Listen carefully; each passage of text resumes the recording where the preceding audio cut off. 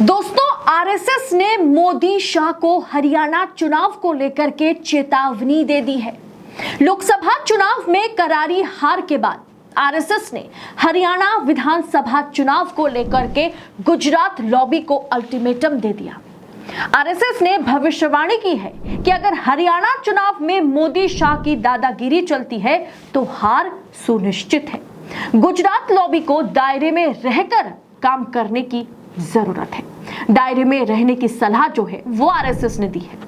BJP के साथ हरियाणा चुनाव को लेकर के मीटिंग हुई। आरएसएस ने बीजेपी आलाकमान को इस मीटिंग में खूब धोया।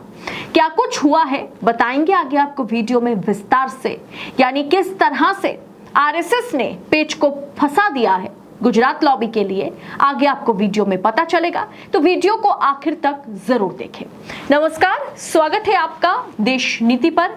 मैं हूं आपके साथ अदिति। देश नीति, केवल सच्ची और पक्की खबरें। दोस्तों, 10 दिन बाद हरियाणा में विधानसभा का चुनाव है। 90 सीटों पर बीजेपी की स्थिति अच्छी नहीं है। ये बात बीजेपी भी जानती है और आलाकमान भी जानते हैं। लेकिन चुनाव को लेके और सीट बंटवारे को लेकर के आरएसएस ने बीजेपी आलाकमान को खरी खोटी सुनाई। हरियाणा के फरीदाबाद में 2 दिन तक चली राष्ट्रीय स्वयंसेवक संघ आरएसएस और बीजेपी की मीटिंग हुई, जिस मीटिंग में रणनीति, राजनीति और किस तरह से इस चुनाव को लड़ा जाएगा, उम्मीदवार कौन कौन होंगे। 90 सीटों पर बीजेपी जीत को सुनिश्चित करना चाहती है, इसलिए आरएसएस और बीजेपी की एक कोर कमेटी की मीटिंग हुई। इसमें आरएसएस के नेताओं ने भाजपा को खूब धोया, खूब सुनाया। कहा कि हमारी बात मान लेते तो लोकसभा में कम से कम 8 सीटें जीत जाते। यानी आरएसएस के नेता ये कहने की कोशिश कर रहे थे कि जिस तरह से लोकसभा चुनाव में हरियाणा में बीजेपी का बुरा हाल हुआ था, यानी 5 सीटें बीजेपी जीती थी और 5 सीटें कांग्रेस लेके गई थी। 2019 में 10 के 10 सीटें बीजेपी जीती थी, यानी 5 सीटों का नुकसान बीजेपी को हरियाणा चुनाव में हुआ था। अगर आरएसएस का बात अगर बीजेपी मान लेती तो 8 सीटें बीजेपी जीत जाती। यही इस मीटिंग में बीजेपी से कहा गया, यानी भयंकर बहस हुई। सोचिए, आरएसएस के नेता एक तरफ बैठे हैं, भाजपा के नेता एक तरफ बैठे हैं और दोनों में ये बातें हो रही हैं कि अगर आप लोकसभा चुनाव में हमारे साथ मिलकर काम करते तो इतनी बुरी तरह से नहीं हारते। हालांकि नेताओं ने यह भी कहा, आरएसएस के नेताओं ने, कि पिछली गलतियों से सीखते हुए हमें और सजग होकर काम करना होगा। संघ ने कहा कि हरियाणा में अगर आगामी विधानसभा चुनाव जीतना है तो हमें मिलकर के काम करना होगा।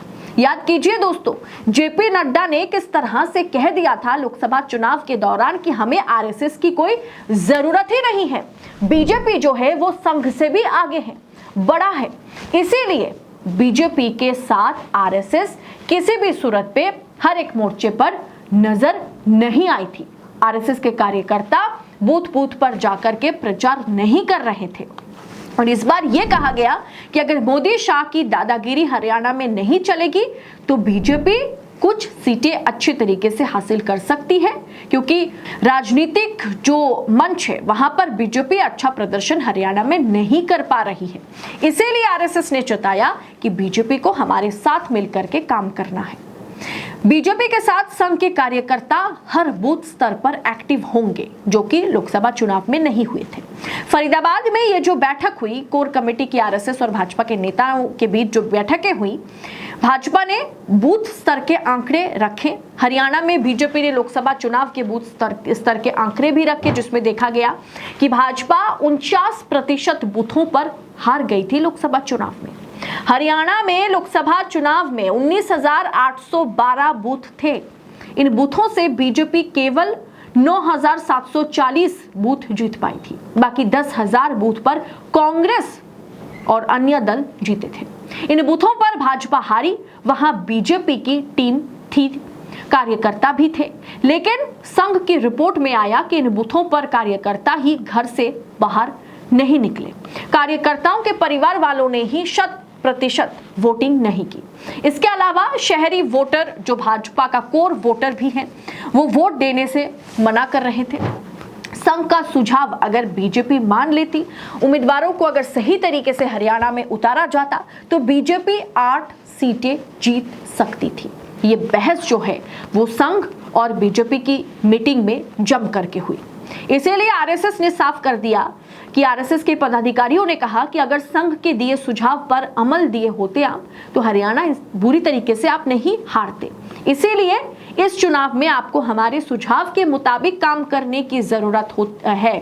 आप अगर हमारे सुझाव के मुताबिक काम करेंगे तो जो 5 सीटों पर मार्जिन है ना वो बढ़ेगा।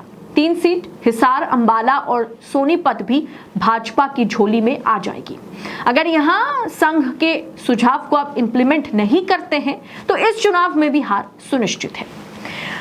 क्या थे संघ के सुझाव लोकसभा चुनाव को लेकर के? संघ ने मीटिंग कर कहा कि भाजपा के कार्यकर्ता जमीनी स्तर पर लोगों से जुड़कर के काम नहीं कर रहे थे और उम्मीदवारों की सूची में भी कई तरह के गलती बीजेपी आलाकमान द्वारा जो है हुआ था। उन गलतियों को सुधार कर हमें इस चुनाव में काम करना है। यानी लोकसभा चुनाव के दौरान जिस आरएसएस को, जिस संघ को बीजेपी आलाकमान ने, मोदी, शाह ने, जेपी नड्डा ने दरकिनार कर दिया था, अब उनके आगे हाथ जोड़ करके हरियाणा के विधानसभा चुनाव बीजेपी जीत सके, इसके लिए बीजेपी को बैठक करनी पड़ रही है। और आरएसएस जो खरी खोटी सुना रहे हैं, आरएसएस के नेता सुना रहे हैं, वो बीजेपी आलाकमान को सुनना भी पड़ रहा है।